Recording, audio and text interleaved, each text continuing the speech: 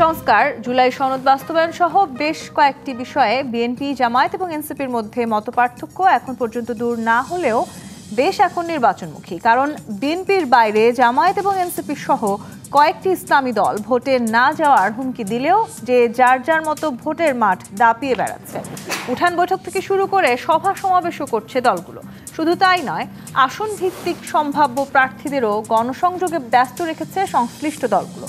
এসবের মধ্যে দিয়ে নির্বাচনী হাওয়া জোরে সোরে বইতে শুরু করায় নির্বাচনের ঘোষিত সময় ফেব্রুয়ারিকে লক্ষ্য রেখে ভোট গঠনের তোড়জোড় দেখা যাচ্ছে বিএনপি এবং জামায়াতের মধ্যে।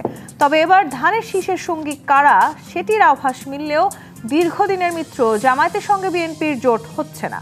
ইতিমধ্যে জামায়াতের জ্যেষ্ঠ নায়েবে আমির সৈয়দ আবদুল্লাহ মোহাম্মদ তাহের স্পষ্ট করেছেন, কয়েকটি ধর্মভিত্তিক দল সহ কিছু বাম দলকে নিয়ে তারা একটি জোট গঠনের চেষ্টা করছেন, যেখানে ইসলামী আন্দোলন সহ গণ অধিকার পরিষদের নাম শোনা গেলেও বিএনপি থাকবে না বলে জানিয়েছেন তিনি। অন্যদিকে বিএনপির পক্ষ থেকেও বলা হচ্ছে, অতীতে কৌশলগত কারণে তারা জামায়াতের সঙ্গে জোট করলেও এবার সেই প্রয়োজন তারা অনুভব করছে না। তাদের চিন্তা যুদ্ধপথ আন্দোলনে শরিকদের নিয়ে জোট গঠনের। গুঞ্জন আছে এনসিপিকেও জোটে ভেড়ানোর। কেমন হতে যাচ্ছে ভোটের মাঠে জোটের হিসাব? কারা থাকছে বিএনপি বিরোধী জোটে? আওয়ামী লীগ সরকারের সহযোগী হিসেবে তকমা পাওয়া জাতীয় পার্টি বা কোন দিকে যাবে? এছাড়া আওয়ামী লীগের অনুপস্থিতিতে আসন্ন নির্বাচনে ভোটারদের কাছে এবার বিএনপির বিকল্প হতে পারে কি দলগুলো? এসব নিয়ে রাজকাহনের আজকের আলোচনা স্টুডিওতে আছেন বিএনপির আন্তর্জাতিক বিষয়ক সম্পাদক ব্যারিস্টার নাসির উদ্দিন অসীম, আছেন গণফোরামের সাধারণ সম্পাদক ডক্টর মোহাম্মদ মিজানুর রহমান, এবং কিছুক্ষণের মধ্যে আমাদের সাথে যুক্ত হবেন বাংলাদেশ জামায়াত ইসলামীর কেন্দ্রীয় মজলিসের শুরা সদস্য ডক্টর মোহাম্মদ আব্দুল মান্নান। স্বাগত জানাচ্ছি আজকের রাজকাহনে। ডক্টর মোহাম্মদ মিজানুর রহমান, বিএনপি বিরোধী এক ধরনের জোট হতে যাচ্ছে এবং সেই আলোচনা বেশ জোরে সোরে চলছে। জানা গেছে যে আসন বন্টন নিয়ে ইতিমধ্যে বিএনপির সঙ্গে বিভিন্ন রাজনৈতিক দলের আলোচনা হয়েছে। এবি পার্টি, গণতন্ত্র মঞ্চ, আপনাদের সাথেও আলোচনা হয়েছে। আপনাদের জায়গাটা থেকে একটু জানতে চাই, এবারের নির্বাচনে বা সব নির্বাচনে আসলে আমরা দেখি নির্বাচনে ঠিক আগ মুহূর্তে এক ধরনের জোট করে এবং সেই জোট ঘিরে নির্বাচনী যে সমীকরণ সেটি একেবারে পাল্টে যাওয়ার একটা বড় সম্ভাবনা থাকে। সেই সম্ভাবনা কি সামনের দিকে এবারও আছে কিনা? আপনারাও আসলে বিএনপির মতো পুরনো বড় রাজনৈতিক দল এই মুহূর্তে তারা বাংলাদেশে, তাদের সাথে আপনারাও জোট করার কথা ভাবছেন কিনা? ধন্যবাদ আপনাকে এবং আমার সম্মানিত সহ আলোচক ব্যারিস্টার নাসির উদ্দিন অসীম, যিনি বিএনপির আন্তর্জাতিক বিষয়ক সম্পাদক। আমি একটা জিনিস আপনাকে বলি যে আমাদের বাংলাদেশে বিগত নির্বাচনগুলো যদি আমরা দেখি তাহলে দেখবেন যে এখানে জোটের রাজনীতিটা প্রকট হয়েছিল। সেখানে দুইটা বৃহৎ রাজনৈতিক দল মাঠে ছিল, তার মধ্যে একটা হচ্ছে বাংলাদেশ জাতীয়তাবাদী দল বিএনপি আর একটা বাংলাদেশ আওয়ামী লীগ। এই দুটোকে ঘিরেই রাজনীতির জোটগুলো নির্বাচনী আবহাওয়া ছিল। এর বাইরেও কিছু দল ছিল যারা আদর্শ ভিত্তিক বা নানা কারণে তারা এই জোটের মধ্যে আসে নাই। আমরা যদি বিগত 15 বছরের রাজনৈতিক ইতিহাস যদি আমরা দেখি, সেখানে নির্বাচন জোটগতভাবে করার যে সুযোগ, সেই সুযোগটা ছিল না খুব একটা, এই কারণে যে ওই সরকারের নির্বাচন ব্যবস্থায় পুরো ভেঙে পড়ে এসেছিল বা একতরফা নির্বাচন নানা কারণে আমরা বিগত 15 বছর তেমনভাবে নির্বাচনে যাইনি। কিন্তু আমাদের একটা লক্ষ্য ছিল যে বিগত 15 বছর শেখ হাসিনার দুঃশাসন থেকে বাংলাদেশকে মুক্ত করা। সেই জন্য আমরা যুগপৎ আন্দোলনগুলো করেছি এবং এই আন্দোলন করতে যে 2018 সালে আমরা সমমনা রাজনৈতিক দলগুলো বিএনপি সহ ঐক্যবদ্ধ হই এবং সেখানে সরকারকে হটিয়ে আমরা একটি গণতান্ত্রিক প্রক্রিয়ায় নির্বাচনমুখী হওয়ার জন্যে জাতীয় ঐক্য ফ্রন্ট গঠন করেছিলাম।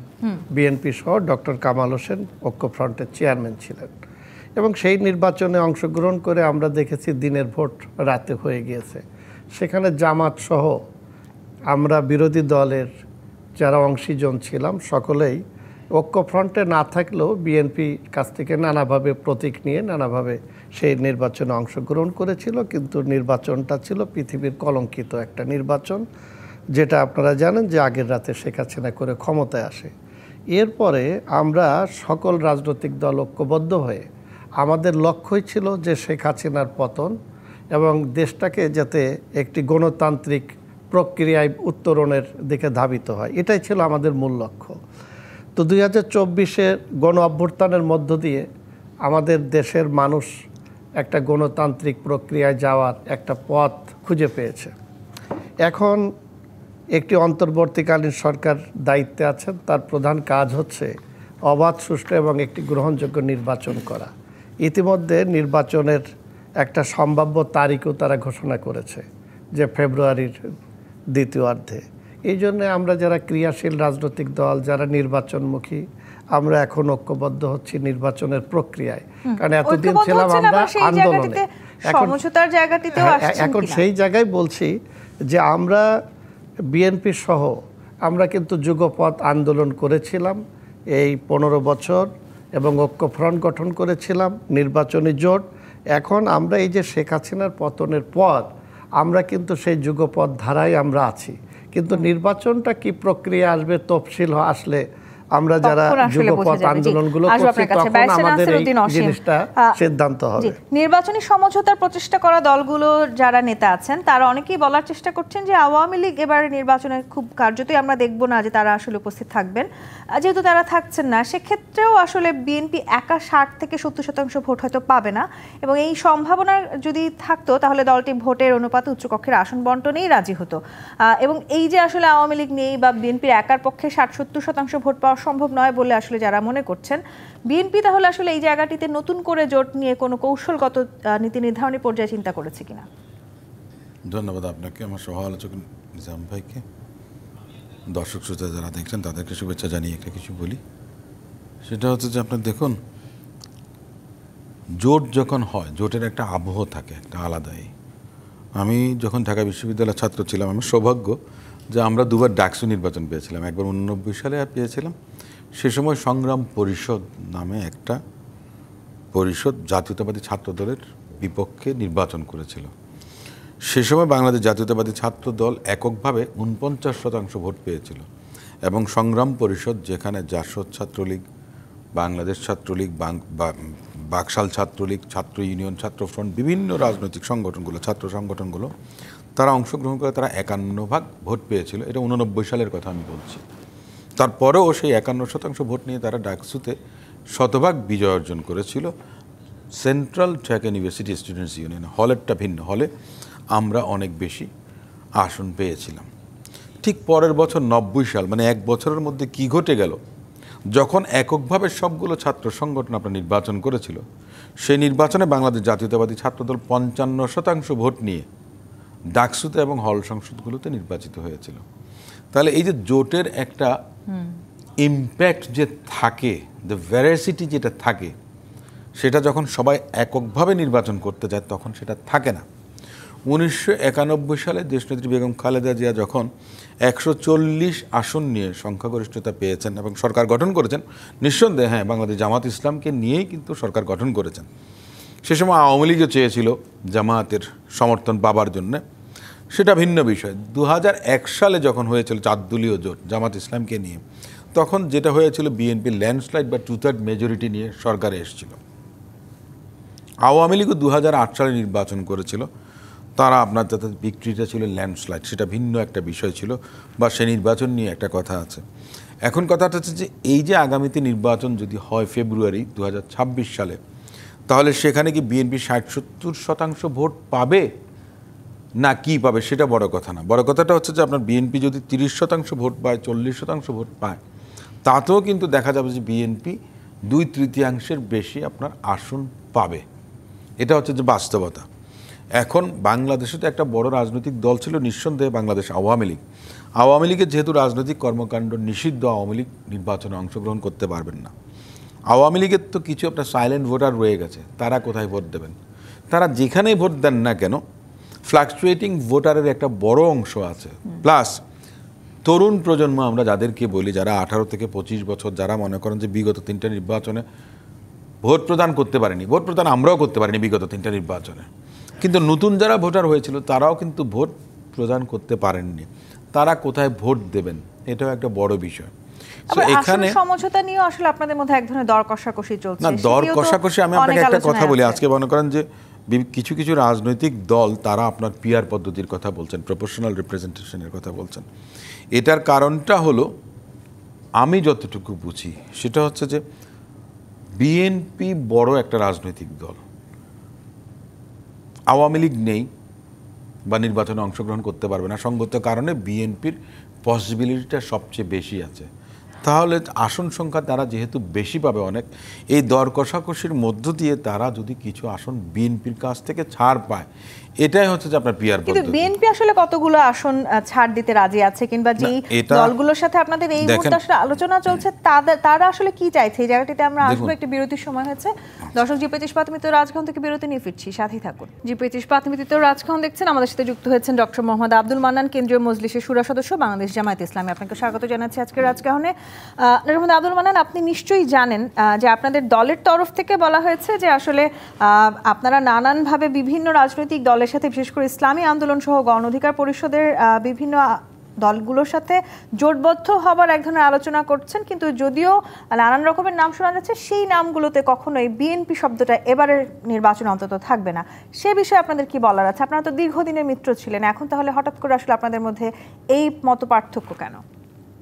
জি, আপনাকে ধন্যবাদ, এবং আমার সাথে বড় ভাই যারা এখানে আলোচনায় অংশগ্রহণ করেছেন সবাইকে ধন্যবাদ। দেখেন, বাংলাদেশে জোটবদ্ধ রাজনীতি অনেক আগে থেকেই হয়ে আসতেছে। এই জোটবদ্ধ রাজনীতিতে প্রত্যেকের সুবিধা অসুবিধা বিবেচনা করেই কিন্তু জোট করে, এবং একটা নির্বাচনে বিজয়ী হওয়ার জন্য অনেকগুলো ম্যান্ডেট থাকে।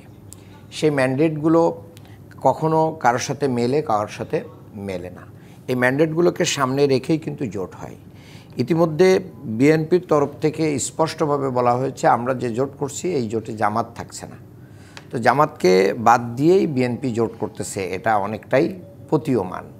তো এই কারণে জামাতও তো একটা জোট গঠনের প্রক্রিয়ার ভিতরে রয়েছে। সেই জোট গঠনে আমরা এভাবে বলছি না যে বিএনপি এর সাথে আমাদের জোট হবে কি না হবে, তবে যেহেতু বিএনপি আমাদেরকে মাইনাস করে রাখছে, বিএনপি থাকবে না, হ্যাঁ বিএনপি থাকছে না, এটাই বাস্তবতা। যেহেতু বিএনপি আমাদেরকে চাইছে না, বিএনপির একসময় চাওয়া ছিল বাংলাদেশে একটা জাতীয় সরকার হোক। সেই জাতীয় সরকার গঠনে আমরা ফ্যাসিস্ট বিরোধী সকল শক্তি একসাথে কাজ করবে। আমরা তো বিএনপির সাথে একসময় ছিলাম, দীর্ঘ সময় একসাথে আমরা পথ পাড়িয়ে দিয়েছি, আন্দোলন সংগ্রাম করেছি। কাজেই আমি মনে করি যে বিএনপির সাথে আমরা না থাকলেও ফ্যাসিস্ট বিরোধী জায়গায় যে আমরা ঐক্যবদ্ধ আছি ভিপি নুরের উপর আক্রমণের পরে, সেটা কিন্তু আবার বিএনপি জামাত সহ সবাই মিলে একটা অঙ্গীকার কিন্তু হয়েছে। একটু আরেকটা প্রশ্ন আপনার সাথে আমি যুক্ত করতে চাই। এই যে আপনি বলছেন ফ্যাসিস্ট বিরোধী যারা একসাথে আন্দোলন করেছেন, সেই কথা কিন্তু বিএনপিও বলেছে। ওই সময়টাতে আসলে সবাই তো জোটবদ্ধ বা একসাথে হয়েই আন্দোলনটা করেছে। এই মুহূর্তে আসলে যখনই জোটের কথা আসছে, জামায়াত এনসিপি আপনাদের সুর মিলে যাচ্ছে, সেটাও কি একটি কারণ যে আপনারা আসলে জোটবদ্ধ হচ্ছেন? সুর মিলার যে কারণটা আপনি দেখবেন যে বাংলাদেশের মানুষের যে চাওয়া পাওয়ার কারণে আজকে এই অভ্যুত্থানটা হয়েছে, সেই অভ্যুত্থানকে সামনে রেখে প্রধান উপদেষ্টা অনেকগুলো বক্তব্য দিয়েছেন। বিশেষ করে জাতির উদ্দেশ্যে ভাষণে তিনি বলেছেন যে এই দেশের সংস্কার, তারপরে হচ্ছে আপনার বিচার এবং নির্বাচন, তিনটা কাজ উনি সমান্তরালে করতে চায়। কিন্তু বাংলাদেশের যে সংস্কার, এটা এখনও কোনো লিগাল ফ্রেমওয়ার্কের ভিতরে আসে নাই। কিছু কিছু প্রস্তাবে ঐক্যমত্য কমিশনে আমরা রাজনৈতিক দলগুলো একমত হয়েছি, কিছু কিছু ব্যাপারে আমাদের ভিন্ন মত আছে। আবার বিচারটাও যদি দেখেন, সেই অর্থে আমাদের বিচারের ট্রাইব্যুনাল বাড়ে নাই, তারপরে হচ্ছে সেখানে সবার বিচার, খুনিদের বিচার নিশ্চিত করা যাচ্ছে না। এই সব কিছুর বেসিসে আমরা বলতে পারি যে সংস্কারবিহীন যদি একটা নির্বাচন হয়, সেই নির্বাচনটা হবে জাতির এই জীবনদানের সাথে একটা তামাশা। আমরা প্রধান উপদেষ্টাকে বলবো যে দৃশ্যমান সংস্কার এবং জুলাই সনদের লিগ্যাল ফ্রেমওয়ার্কের মাধ্যম দিয়ে আগামী নির্বাচন হতে হবে। সেটা ফেব্রুয়ারিতেই নির্বাচন করা সম্ভব। সেই কারণেই আমাদের সাথে বিএনপি বা অন্যদের সাথে মিলছে না। আরেকটা জায়গায় আমাদের সাথে মিলছে না, আরেকটা জায়গায় আমাদের মিলছে না, সেটা হচ্ছে যে আমরা পেয়ার চাচ্ছি, ওনারা পেয়ার চাচ্ছেন না। আমরা বোধ জায়গায় নিম্নকক্ষ উচ্চ কক্ষে পেয়ার চাচ্ছি, এই জায়গায় আমাদের সাথে ওনাদের মিলছে না।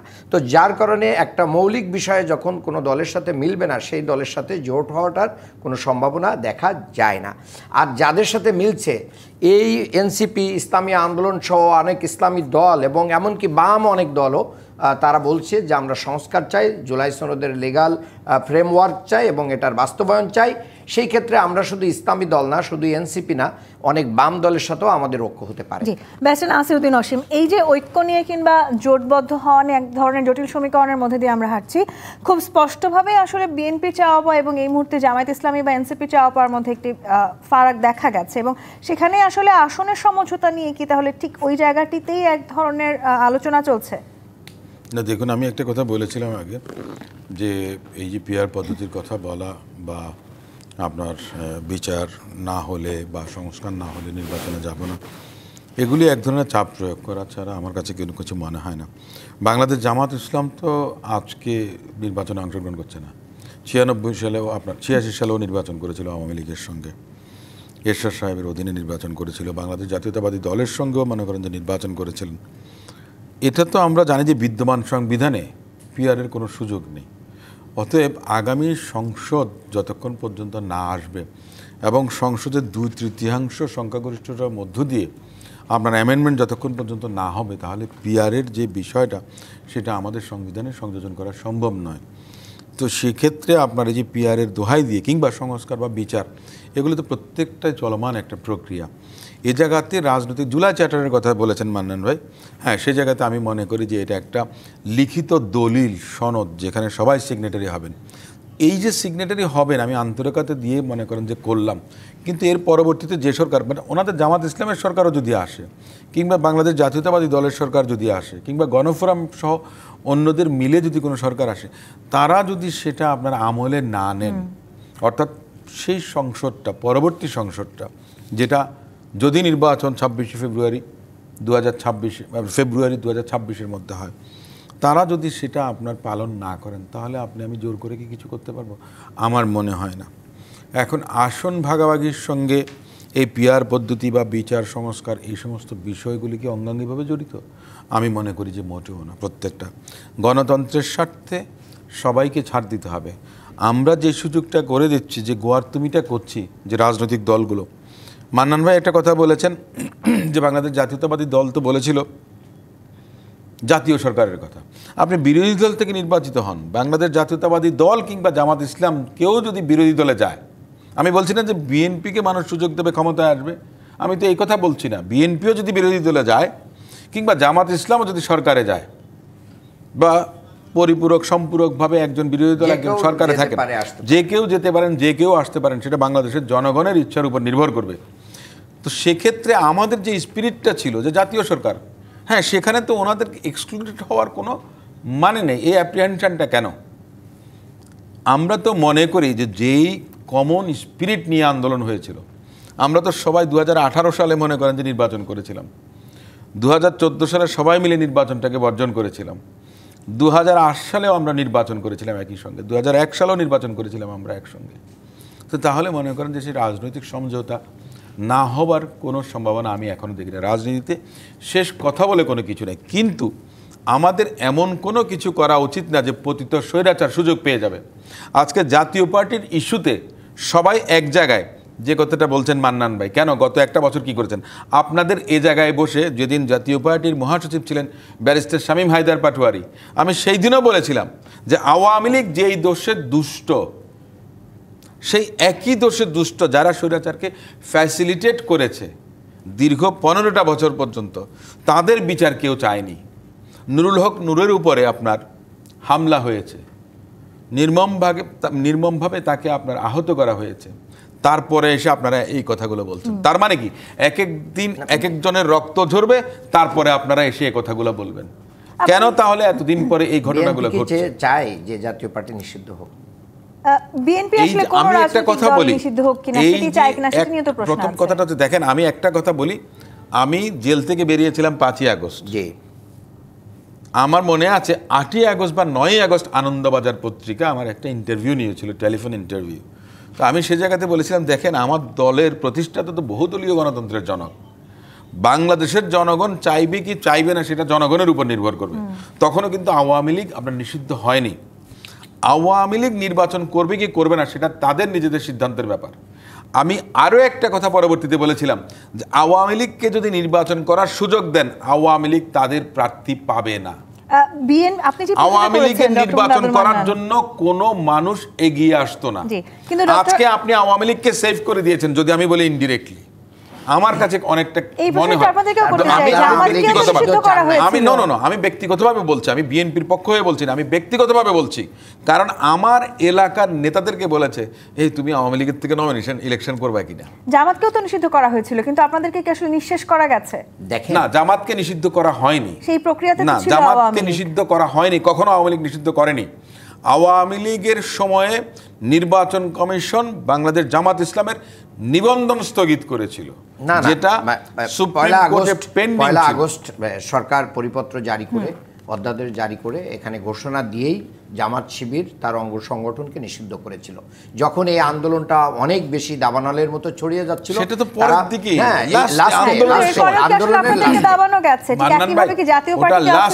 দমিয়ে রাখা সম্ভব। অফকোর্স জাতীয় পার্টি বাংলাদেশে একমাত্র পার্টি যারা ইন্ডিয়া থেকে এসে, যাদের চেয়ারম্যান বলে যে আমি কি ইন্ডিয়ার পারমিশন ছাড়া কথা বলবো না, এই দেশে এই জাতীয় পার্টি রাজনীতি করার নৈতিক অধিকার হারিয়ে এই নৈতিক অধিকারের কারণে সকল দল ঐক্যমত হয়ে আমাদের কি করা উচিত। কারণ কি এখানে ভাইরা কেন করতে চান না সেটাও আমি জানি। কারণ ভাইরা এখন বলতে চাইছেন, যদি পতিত সরকার জাতীয় পার্টির সাথে মিলে একসাথে যদি জাতীয় পার্টির আন্ডারে কিছু দিয়ে ভোট দিয়ে, তাহলে কমপক্ষে জামাত তো বিরোধী দল হলো না। এই বিরোধী দল হিসেবে জাতীয় পার্টিকে আবার আওয়ামী লীগের মতন ভাইরা পোষ্য বিরোধী দল বানানোর ষড়যন্ত্র করতে পারে। ভাই শোনেন, আমি জানি না, আমি তো এটা আমার গেজ, বাট এটা জনগণ বুঝবে যে জাতীয় পার্টি যদি আবার আওয়ামী লীগের মতন বিরোধী দল বানানোর ষড়যন্ত্র কেউ করে, তাহলে এদেশের মানুষ আদৌ জাতীয় পার্টি সেই শক্তি কি আছে? সেই শক্তি আছে। এখন আপনি বলছেন যে সে মানে নিষিদ্ধ করলেই কি নিষিদ্ধ হয়ে যাবে, আবার বলছেন সেই শক্তি। আসলে জাতীয় পার্টি এখন মুসলিম লীগের চেয়েও খারাপ অবস্থায় চলে গেছে এবং বাংলাদেশে এখন যতটুকু কাজ করতেছে এটা ফ্যাসিস্টদের টাকা পয়সা এবং তাদের সমর্থন নিয়ে কাজ করছে। আর আমাদের ভাইরাও মনে করতেছেন যে জামাতকে পিছিয়ে রাখার, দমিয়ে রাখার সাথে জাতীয় পার্টিকে জীবিত রাখা উচিত। সেটি কি আসলে মনে করছে কিনা রাজনৈতিক দলগুলো? ডক্টর মোহাম্মদ মিজানুর রহমান, জাতীয় পার্টিকে জীবিত রাখলেই কি আসলে কোনো রাজনৈতিক দলের বড় কোনো পরিবর্তন হবে সামনে নির্বাচনে? সেই সম্ভাবনা আদৌ আছে? জাতীয় পার্টি নিজেরাই বা আসলে কোন দিকে যেতে চায়? দেখেন, আমি প্লিজ আমি ভাইয়ের একটু বলার আগে, জাতীয় পার্টির মহাসচিব শামীম হায়দার পাটোয়ারি বলছে জাতীয় পার্টিকে বাঁচায় রাখার দায়িত্ব বিএনপি, কিন্তু বিএনপি সেই দায়িত্ব নেবে না, সেটিও তারা স্পষ্টভাবে জানিয়েছে। কতটুকু আস্থা থাকলে এই কথাটা একজন মহাসচিব বলতে পারেন? মান্নান ভাই, রিজভী ভাই প্রেস কনফারেন্স করে বলেছেন যে এরা কোথায় ছিল। বিএনপি তাদের জায়গাটা স্পষ্ট করেছে। ডক্টর মোহাম্মদ মিজানুর রহমান, আমি একটা জিনিস বলি, আমরা যদি একটু পিছন ফিরে তাকাই, তাহলে আপনি যদি 90-এর গণ আন্দোলন দেখেন এবং 3 জোটের রূপরেখার যে অঙ্গীকার ছিল, যে সেই সময় আমরা এরশাদের বিরুদ্ধে আন্দোলন করেছিলাম এবং গণ অভ্যুত্থানে সফলতার পরেই 91 নির্বাচন হয়। সেই জায়গায় অঙ্গীকার ছিল যে জাতীয় পার্টির সঙ্গে আমরা রাজনীতি করব না, বা জাতীয় পার্টিকে কোনো দলে আর অংশগ্রহণ করার সুযোগ থাকবে না। কিন্তু ক্ষমতার প্রশ্নে শেখ হাসিনা কিন্তু জাতীয় পার্টির সাথে আপোষ করে এবং আপনি দেখেন যে তাদের সাথে জোট করে তারপরে ক্ষমতায় আসে। এগুলো ইতিহাস। এখন যখন নির্বাচন আসে, নির্বাচনের সময় ক্ষমতায় যাওয়ার ক্ষেত্রে ভোটের সমীকরণের দিয়েই কিন্তু এই ঐক্যটা হয়। এখন আজকে এই যে ফ্যাসিস্ট বিদায়ের পরে, গণ অভ্যুত্থানের পরে একটা নতুন প্রেক্ষাপট তৈরি হয়েছে।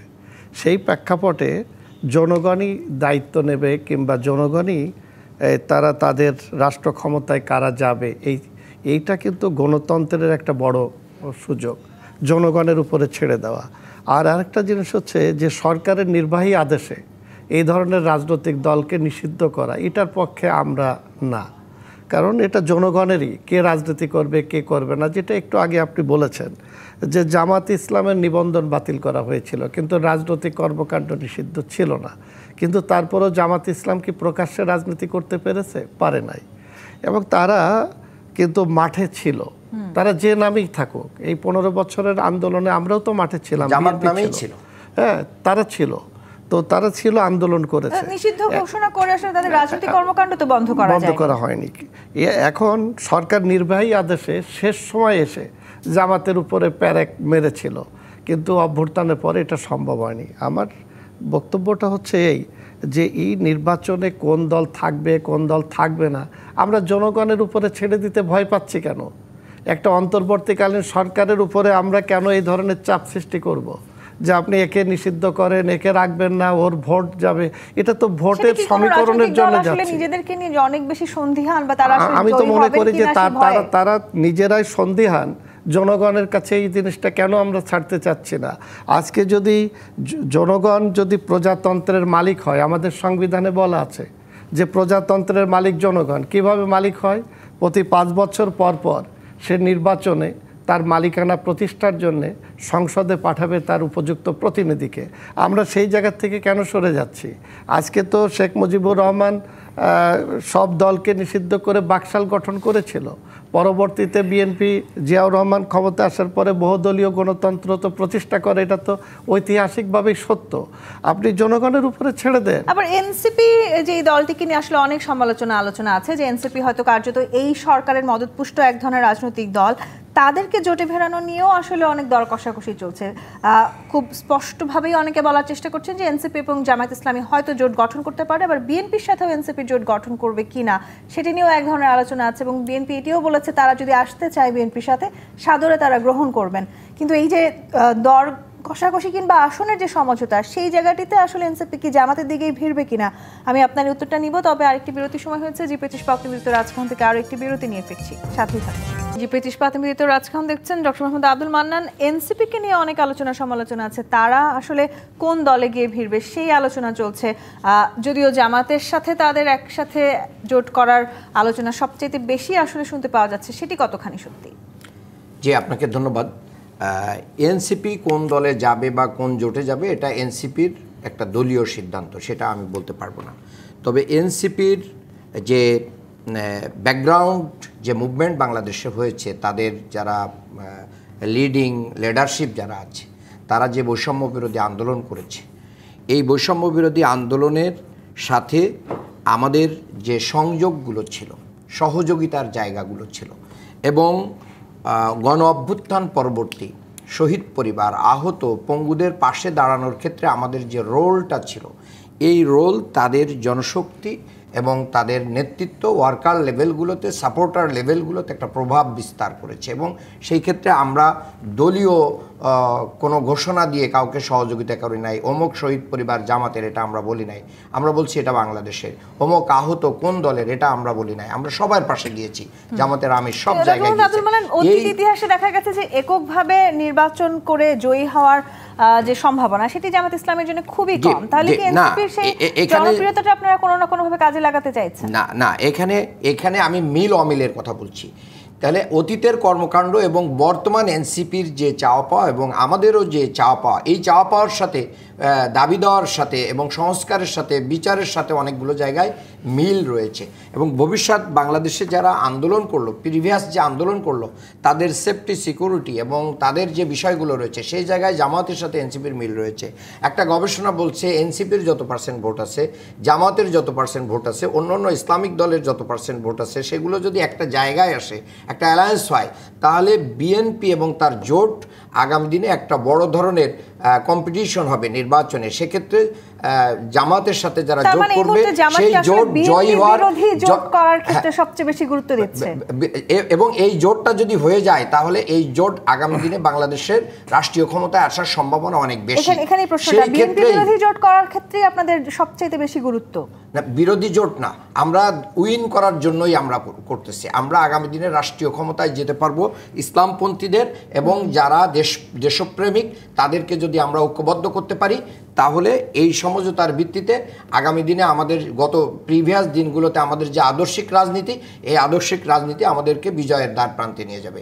এটাই হচ্ছে আমাদের রাজনীতি। আর ভাইরা যে পলিসিগুলো করতেছেন, সে জায়গায় ভাইদের অনেকগুলো চ্যালেঞ্জ আছে, বিশেষ করে চাঁদাবাজি, দখলবাজির যে রাজনীতি, ইসলামেরও আছে। হ্যাঁ, চ্যালেঞ্জ তো জামায়াত ইসলামী হ্যাঁ, জামাতের সকল দলেরই চ্যালেঞ্জ আছে, সেই জায়গায় কিছুটা হলেও ক্লিন ইমেজে আমরা আসি বলে আমরা মনে করি। রাষ্ট্রীয় ক্ষমতায় বিএনপি যেরকম বলে যাচ্ছে যে আমরা মানে 70%, 80% অনেক নেতারা বলতেছেন, কিন্তু ওনারা ওইটাকে চ্যালেঞ্জের জায়গায় ইতিমধ্যেই চলে গিয়েছেন। এই চলে যাওয়ার কারণে এখন জাতীয় পার্টিকে বাঁচায় রেখে কোনো লাইফ সাপোর্টে নিয়ে কিছু করা যায় না। কেন বারবার মনে হচ্ছে যে বিএনপি আসলে জাতীয় পার্টিকে লাইফ সাপোর্ট থেকে বাঁচিয়ে রেখেই আসলে ক্ষমতা যেতে পারবে?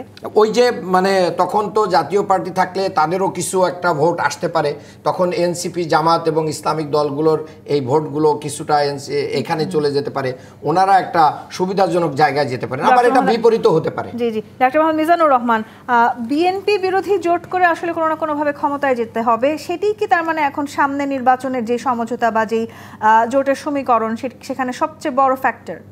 দেখেন, আমি বিএনপি বিরোধী জোট নিয়ে একটা কথা বলি। আপনি জানেন যে বিএনপির সঙ্গে জামাত ইসলামও ছিল এবং আমরা যুগপৎ আন্দোলন করেছি এবং আমরা 31 দফা আমরা স্বাক্ষরও করেছি যে ঐক্যবদ্ধভাবে আমরা নির্বাচন এবং জাতীয় সরকার গঠন, এগুলো বিএনপির একটা অঙ্গীকারও রয়ে গেছে। তো যাই হোক, এখন এই 5ই আগস্টের পরে এই অভ্যুত্থান পরবর্তী বাংলাদেশে জামাত ইসলাম তারা যে জোট করা কিংবা তারা নির্বাচনে অংশগ্রহণ করা, সরকারে যাওয়া, একটা রাজনৈতিক দলে আকাঙ্ক্ষা তার থাকতেই পারে, কিন্তু এই যে এনসিপির যে কথাটা আসছে এখানে বারবার ঘুরে ফিরে, এনসিপি কিন্তু একটা নিবন্ধিত রাজনৈতিক দল না। আর এবার নির্বাচন কমিশন যে ঘোষণা দিয়েছে যে যদি আপনার জোট করেন তবুও যেই দলগুলো অংশগ্রহণ করবে তাহলে তার নিজ প্রতীকেই নির্বাচনটা করতে হবে। তো নিজ প্রতীকে যদি নির্বাচন করতে হয় তাহলে এনসিপি যাদের সাথে জোট করবে তাহলে তো এনসিপির এখন পর্যন্ত প্রতীক হয়নি, ফলে ওই দলের যার সাথে জোট করবে সেই দলের প্রতীকেই তাকে নির্বাচন করতে হবে এবং ওই দলের পরিচয় তাকে জনগণের কাছে যেতে হবে। এরকম হতে পারে।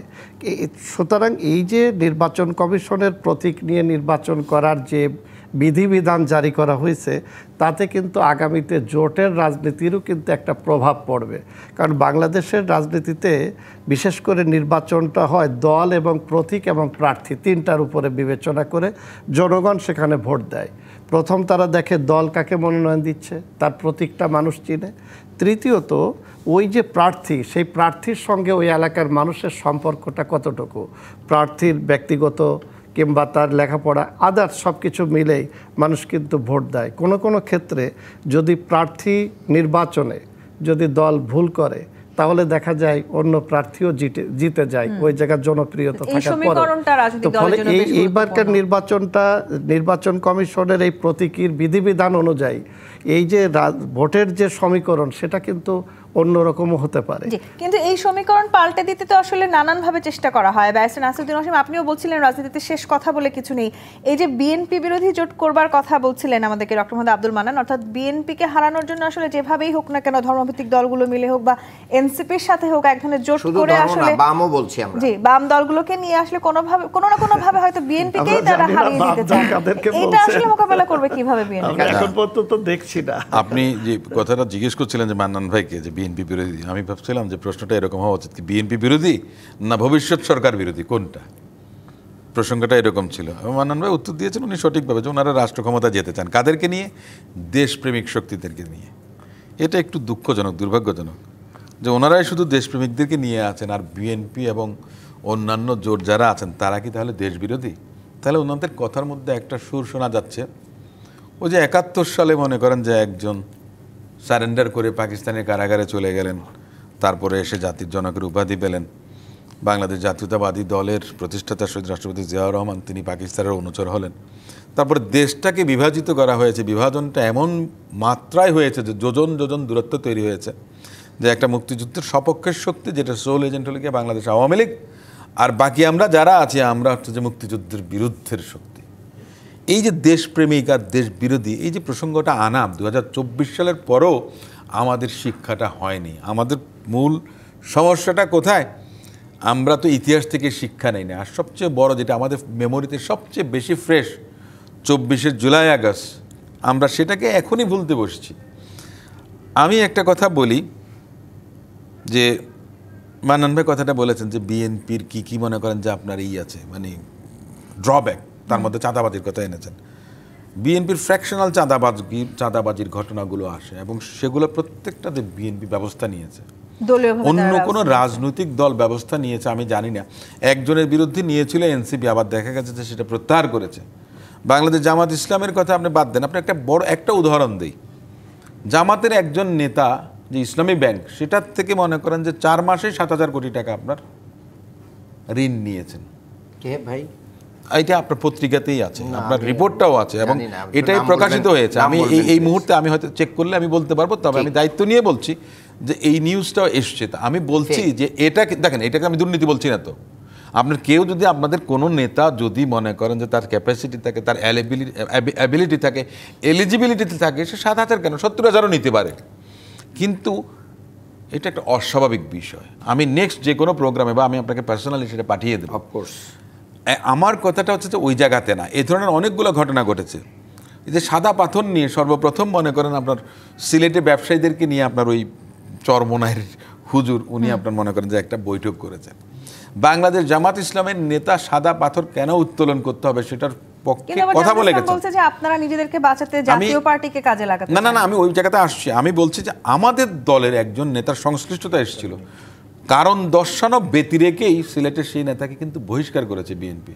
সো বিএনপির 0 টলারেন্স চাঁদাবাজির ক্ষেত্রে। আমি মনে করি যে এটা বাংলাদেশের জনগণ ইতিবাচকভাবেই নেবে। একটা দলের মধ্যে ভালো খারাপ সবসময় থাকবে। এটাতে না আমি বলছি না ওনারা পিছিয়ে, ওটা ওনাদের স্ট্র্যাটেজি, সেটা ভিন্ন জিনিস। কারণ আপনি যদি এই কথাটা বলেন তাহলে আপনি গিল্ডটাকে অ্যাডমিট করে নেবেন। এই কারণে হয়তো ওনারা করছেন না, আমরা অ্যাডমিট করছি। আমি সমালোচনা সইতে পারি, সমালোচনার বিরুদ্ধে আমি অবস্থান নিতে পারি, গঠনমূলক সমালোচনা আমার করুক, আমি সেটা অবশ্যই সহ্য করব। এবং কারো যদি আমার দোষ থাকে তাও দেখা গেছে আমি সেটার বিরুদ্ধে ব্যবস্থা নেব। এবং একমাত্র দল বাংলাদেশ জাতীয়তাবাদী দল, তার বিভিন্ন অঙ্গ সংগঠন, পার্টির মূল প্যাডে থানাতে আপনার মামলা করা হয়েছে।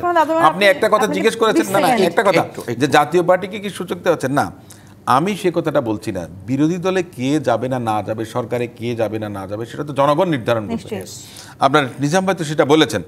ওনাদের মধ্যে একটা অ্যাপ্রিহেনশন যে আওয়ামী লীগের তো একটা ভোটের পার্সেন্টেজ তো রয়ে গেছে, তারা যদি জাতীয় পার্টিদেরকে দিয়ে দেয়, ওনারা যদি 3rd পজিশনে চলে যায়, ওনাদের মধ্যে অনেকটা আমার কাছে মনে হয় ভাইরা মূলত ওই ভোটগুলো ক্যাশ করতে চান। এক না ওটা বাদে আমরা চট্টগ্রামে একজন নারীর সাথে মানে খারাপ আচরণের দায়ে জামাত কিন্তু একজনকে বহিষ্কার করেছে এবং তাকে জেলখানায় যেতে হয়েছে। জামাতের এরকম নজির রয়েছে, আমরা এগুলোকে টলার করি না। এবং আমি একটা কথা এখানে বলতে চাই যে জামাত ইসলামী আগামী দিনগুলোতে এই জুলাই সনদকে আইনি প্রক্রিয়ায় নেওয়ার জন্য একটা গণভোটের দাবি করে এবং অথবা একটা লিগ্যাল ফ্রেমওয়ার্ক। আসলে এখনো মতবিরোধ আছে আপনাদের মধ্যে। ধন্যবাদ আজকে আমাদেরকে সময় দেওয়ার জন্য। দর্শক, জি25 প্রাথমিক রাজকাহন থেকে বিদায় নিচ্ছি।